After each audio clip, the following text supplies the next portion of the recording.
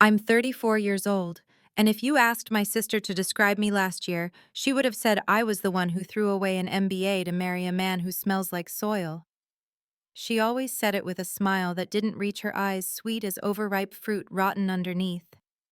I'm a woman who once measured my worth in performance reviews and billable hours, who wore blazers like armor and called my mother from the back of Ubers to report another promotion, another win, another late night spent under fluorescent lights. And then I met a man who grew things with his hands, who taught me that the quiet between sunrise and the first hum of bees can feel more like success than any title I ever chased. That's the part my sister never forgave, not that I married a farmer, but that I chose a life she couldn't control. I didn't plan to leave the city. I planned to visit for a weekend, to careen through cornfields like a tourist and take photos of old barns against an indifferent sky. It was supposed to be a break from work, a pity invitation my college roommate extended because she heard the tremor in my voice when I said I was fine. That weekend, I met Ethan, broad-shouldered, sunburned, in a way that didn't apologize, with a laugh that started low and rolled outward like weather moving in. He handed me a peach from his truck and said, "Eat it over the grass." Juice ran down my wrist to my elbow. For the first time in years, I didn't worry about a stain. We married a year later beneath an oak that had been on the property longer than the town had a name. The dress was simple, the cake was lopsided, the vows were honest. That night I fell asleep to the cicadas' chorus and woke to light spilling across wood floors like a promise I could step into. I sent a photo to my sister, me barefoot, a smear of flour on my cheek, a jar of late summer dahlias on the table, and she replied with a single line: "You had potential." Potential. As if the only useful thing a woman can do with her life is point it like an arrow toward a corner office. As if choosing to build a home with a man who has dirt beneath his nails is choosing to be small. She began a campaign of concern that would have been funny if it didn't land where my old failure lived. At Thanksgiving, she announced to the table that I was between careers, as though the spreadsheets I did at 5 a.m. for crop rotations, the invoices and distribution contracts, the budgeting for fuel feed, seed insurance, labor, none of it counted, because it didn't come with a glossy badge. What I didn't tell her was how I slept for the first time in a decade once I moved to the farm. How my body learned the honest ache of useful work, the kind that ends in good hunger and deep rest. How Ethan and I built a greenhouse in January, while ice cracked under our boots, our breath fogging in the beams of our headlamps, our laughter stubborn against the wind. How the neighbors left casseroles on our porch the week a storm flattened 2 acres, and we thought the season was over before it began. How I learned the language of weather, the patience of waiting, the ritual of sharpening shears until they gleamed like small moons. My sister, meanwhile, posted photos of herself in white kitchens with bowls of lemons that never moved. She married a man who loved mirrors, who shook hands like transactions, who called my husband the help at Christmas, and laughed when he thought no one heard. I heard. I swallowed it because my mother's eyes begged me not to start something, because my father, who hated conflict, said, "Let it go, Leah," in that tired voice men get when they want peace without justice. There are wounds you learn to carry, and wounds that keep growing until they ask for a home. Mine asked for one the night before my daughter's graduation, when my sister took her aside and said, "You could be more than this. You don't have to settle for small dreams like your mother did." I found the words hanging in the air when I walked into the kitchen. Small dreams. My daughter looked at me like she was trying to understand which dream she belonged to. I told myself to be gracious. I told myself my sister's cruelty was a shield against her own restless hunger. But there's a difference between forgiving someone and lending them your throat. What broke me was not the insult, it was the arithmetic of their years of insults added quietly beneath my skin until my breath felt like debt. After that night, I stopped explaining my life to people who had already decided not to see it. Instead, I wrote checks and made plans and tucked them into a folder labeled with a date I wasn't sure would ever arrive. It arrived the summer my parents decided to host a celebration in our honor. Not ours exactly, but the family's, to mark my daughter's engagement and my sister's new lake house. My mother wanted speeches. My father wanted photos. My sister wanted an audience. She waited until the second course to stand and clink her glass, a sound I have come to fear like an approaching storm. She told the story of us with all the edits that served her, how I was the dreamy one, and she was responsible, how I married someone nice, and she married a leader, how we must teach the next generation to be ambitious. Her pearls gleamed like teeth when she smiled in my direction. People looked at me to see if I would perform my gratitude. I thought of Ethan's hands, how he holds me like the first green shoot through dark soil. I thought of the mortgage we paid off last winter, the additional acreage we closed on in March, the partnership we inked in May with a regional grocer who doubled our contracts. I thought of the folder at home with numbers my sister could not imagine, because she had never considered that a thing could be beautiful and profitable at once. I thought of our accountant's voice on the phone last month, how he laughed softly and said, "I hope you like big numbers, Leah." I did not stand to correct my sister. I did not argue. I waited until my mother asked if anyone had something to share, and I said I'd brought envelopes, gifts for the family, updates, really boring paperwork no one would care to see. Curiosity made the room lean toward me. My sister rolled her eyes, that little curl at the corner of her mouth that always meant this should be good.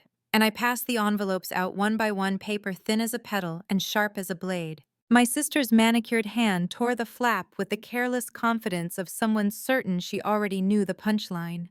She pulled out the sheets, glanced at the black and white rows, and then looked again, slower this time, her pupils flicking across the columns, like a machine jamming on itself. I watched her face shift, first confusion, then disbelief, then something darker, the slow horror of a mirror finally telling the truth. "These are tax returns?" she asked, her voice pitched just a little too high. "Yes," I said simply. "From the last 3 years, Ethan and I thought it might be interesting to show what small dreams add up to." Laughter broke around the table, awkward and scattered like silverware clinking too loudly. My father cleared his throat. My mother's napkin froze mid-air. But my sister's husband leaned over her shoulder, his eyes widening. This can't be right," he muttered, though the numbers were printed neatly, undeniable as gravity. "7 figures," he whispered, not to me, but to himself. "From farming." Ethan smiled gently, his arm brushing mine under the table.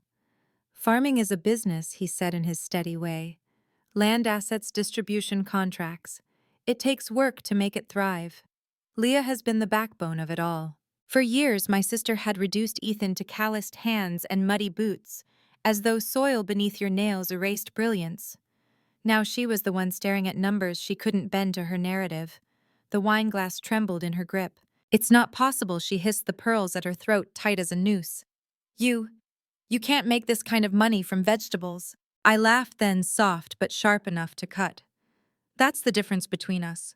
You've always thought life was about appearances. I know it's about what grows beneath the surface. You saw dirt, I saw possibility." Around the table the whispers spread. Cousins craned their necks, aunts shifted uncomfortably, uncles nodded slowly as though revising their memories of every holiday where I'd been the butt of a joke. My daughter sat straight, her pride radiating from her like a shield. "Leah," my mother began, her voice trembling. "Why didn't you tell us?" I turned to her, and for once I didn't swallow the truth. "Because every time I tried, you dismissed me. Every time I brought good news, you changed the subject. Every time I showed happiness, you called it settling. So I stopped explaining. I lived my life and I let the results speak for themselves." My sister slammed the papers down. "This doesn't change anything. You're still small town. You're still—" Her husband cut her off, his tone half awe, half regret. "They're doing better than we are, Sophia." The silence that followed was thick, a stillness that pressed against every wall. I didn't want triumph. I wanted release. And in that moment, I realized I had it. The years of swallowed words, the nights I cried into Ethan's chest because of her cruelty, the shame I had carried like a backpack of stones, it all slid from me, clattering to the ground. Sophia's face crumpled, not with humility, but with fury. She needed me to stay beneath her heel to believe she was rising. But I wasn't beneath her anymore. I never had been. The evening carried on, though nothing was the same. People treated Ethan with a new respect, nodding at him like he was suddenly visible. My father avoided my gaze. My mother busied herself with dishes she didn't need to clear. Sophia barely spoke again, the weight of her silence louder than all her mockery had ever been. When we finally stepped out into the night, the cicadas were singing the air warm and honest against my skin. Ethan laced his fingers with mine. "You didn't have to do that," he murmured. "I know," I said, "but I needed to. Not for her. For me. For our daughter. For every time I let her voice define me." The stars stretched above us, endless and bright, and I felt something I hadn't in years light, as though the burden of her judgment had been composted into something fertile. The days that followed carried an odd quiet, as if the earth itself was holding its breath after the storm. Word traveled faster than I expected. My cousin sent me a message. "Proud of you. Wish I had spoken up sooner." An aunt mailed me a letter about her own regrets, how she had stayed silent when my sister belittled me at holidays. Even neighbors I hadn't seen in months stopped by with pies and warm nods, as though they'd always known, but had needed permission to say it. Sophia didn't call, she didn't write. Instead, she unleashed her bitterness in whispers that drifted back to me like smoke. She told anyone who would listen that I had flashed numbers to feel superior, that I had manipulated Ethan into working like a mule. The irony didn't sting anymore. For once, her words slid off my skin without leaving a mark. But beneath that calm, I wrestled with a truth I hadn't wanted to admit. Part of me had waited for her to apologize. Not for the money, not for the tax returns, but for the years she made me feel like less. I had carried the hope that one day she would look at me and finally see her sister, not a rival, not a cautionary tale, not a shadow to measure herself against. Just me. One evening, as the sun folded itself into the horizon, I found Ethan sitting on the porch steps, watching the fields sway. He didn't turn when he spoke. "She might never give you what you want." I know, I said, lowering myself beside him. But I thought, maybe after seeing it all written down, she'd realize. Ethan shook his head gently. "People like her don't learn from numbers. They learn when they lose what they thought they owned. And even then, some of them never learn." I leaned against his shoulder, listening to the steady beat of his heart. He was right, and I hated that he was right. A week later, the phone rang. It was my mother. Her voice was tight, like a wire pulled too thin. "Leah, your sister. She's having trouble with the mortgage on the lake house. They may have overextended themselves." For a moment, silence stretched between us.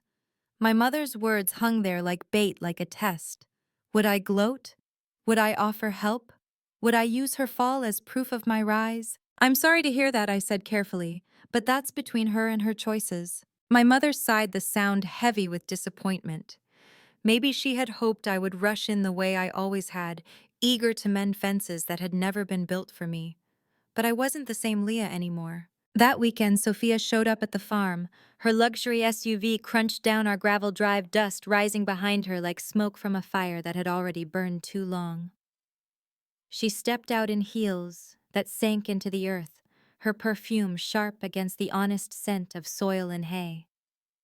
For a second, I saw the girl I grew up with, the sister who once taught me how to braid my hair, who shared secrets under blankets. But then her eyes hardened and the distance between us returned. "Congratulations," she said, her smile brittle. "You must be thrilled, finally proving me wrong." I didn't rise to her bait. This was never about proving you wrong. It was about living my life. Her jaw tightened. "Don't pretend you didn't enjoy humiliating me." I looked at her, then really looked. The dark circles under her eyes, the tremble in her hand as she clutched her keys. "Humiliation is what you've done to me for years. All I did was show the truth, what you felt that was yours." She swallowed her throat, working as though she wanted to say something else. An apology, maybe, or another insult. But neither came. She turned, climbed back into her car, and drove away, the dust rising once more until she disappeared. Ethan came out, wiping his hands on a rag. What did she want? Nothing she was ready to say, I murmured. That night, as the crickets sang and the stars stitched themselves across the sky, I realized something vital. Closure doesn't come from the people who hurt you. It comes from choosing not to let their words define you anymore. Weeks passed and life settled back into its rhythm. Morning chores, the smell of coffee steaming in the cool air, the steady pulse of the farm that reminded me who I was when the world wasn't watching. Yet inside, a strange lightness followed me, a freedom that came not from wealth or proof, but from release. For the first time in years, my sister's voice wasn't in my head when I measured my worth. But fate has a way of circling back, testing the very wounds you think are healed. The next time I saw Sophia was at Emma's bridal shower. My daughter, radiant and nervous, had insisted on inviting her aunt despite my hesitation. "She's still family," Emma said softly, and I didn't have the heart to argue. Sophia arrived late, her entrance deliberate as always. Her dress clung a little tighter than before, her smile stretched thinner. People shifted in their seats, watching her with curiosity more than admiration now. She kissed Emma on both cheeks, complimented the decorations, and then her eyes found me. For once, there was no smirk, no dagger hidden in sugar. Just a pause. During the gift opening, she leaned toward me, her voice low. "I didn't mean for things to go that far." I blinked, caught off guard. "Which things?" "All of it," she whispered. "The jokes. The comments. I just thought I was pushing you to want more. I didn't realize." Her voice trailed off thin as smoke. For a moment, I wanted to reach out to tell her she was forgiven, that we could go back to being sisters before envy poisoned the well. But the truth stood between us like a wall of glass. I could see her, but I couldn't go back through. "Intentions don't erase impact," I said quietly. "You hurt me, Sophia, over and over, and I carried it for years." Her eyes shimmered, though she blinked the tears away before anyone else could see. "Then maybe I was wrong about you," she murmured. I set my hand gently on the table, not quite reaching hers. "No, Sophia. You were wrong about yourself. You thought tearing me down would build you up. But it only left us both smaller." The rest of the afternoon passed without drama, without spectacle. Just the quiet hum of women celebrating a new beginning for someone else. When Sophia left, she gave Emma a hug that lingered, and she gave me a look I couldn't quite decipher, part sorrow, part surrender. That night, when I told Ethan what she had said, he nodded slowly. "Maybe she's finally learning," he said. Maybe, I answered, but I didn't pin my peace on her growth anymore. On the day of Emma's wedding, as the music swelled, and my daughter walked down the aisle glowing with joy, I felt the years of struggle settle into perspective. My sister sat 2 rows back, her face unreadable. She didn't make a scene. She didn't whisper poison. She simply watched, quiet, as if she too was reckoning with the years we had lost. When Ethan squeezed my hand, pride and love radiating from him, I knew this was my real victory. Not the tax returns, not the stunned faces of relatives, not even Sophia's faltering pride. My victory was here, in this life I chose, in the love I built, in the legacy I was watching take her vows before me. After the ceremony, Sophia approached. For a second, I braced myself for old patterns, but all she said was, "Your daughter is beautiful, you must be proud." "I am," I replied, my voice steady. She nodded once and walked away. It wasn't reconciliation, it wasn't redemption, but it was an ending I could live with. And as the sun dipped low, painting the fields gold, I realized the truest revenge was never in making her see my worth. It was in living a life so full, so unshakable, that her opinion no longer mattered. If this story touched your heart, I hope you'll like this video. Share it with someone who needs courage, and subscribe for more stories of resilience and truth. And please leave your thoughts in the comments. I'd love to hear your own stories of overcoming betrayal.